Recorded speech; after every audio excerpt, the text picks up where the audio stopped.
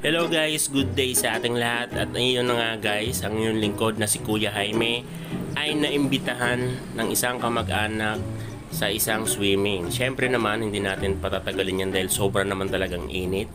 At ito na nga guys, andito kami sa sasakyan. Kasama ko si Jyler Wayne, ang pinakamakulit. At papunta na kami doon kung saan kami magsiswimming sa Antipolo Star Resort. Ewan kung tama ang ano yun. Basta yun na yun guys. So ayun, busy ang mga kasama ko guys sa mga pagsiselfie-selfie.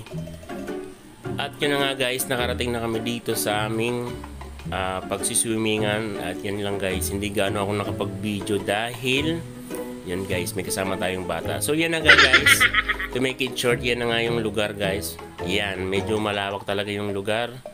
Talagang super relaxing at tamang-tama sa mga pamilya na magsiswimming guys para maibsan ng init guys. So yan guys, sobrang laki naman ng ano nila, maraming cottage. Ayan, depende sa budget nyo. Pag medyo nakaluwag-luwag sa buhay, meron namang maganda. Ito sa amin, ito yung ano, medyo malaki to kasi marami kami. So ayan guys, hindi ako masyadong video ng mga naliligo kasi alam naman natin na yung ibang video ay bawal daw yung nakahubad, so hindi na natin i-video. So malayo naman siguro, pwede naman siguro to. So yun guys, napakalawak guys. So tamang tama yan sa mga pamilya, mga kaibigan na talaga namang gustong mag-swimming.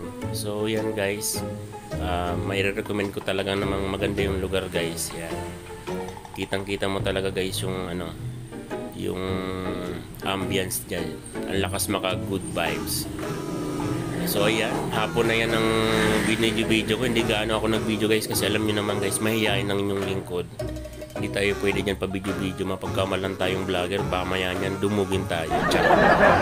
So ayan guys, yan, video ko lang yung lugar.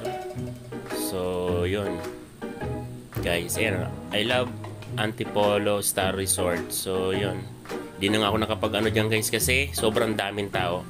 Yun lamang guys, maraming salamat sa panonood.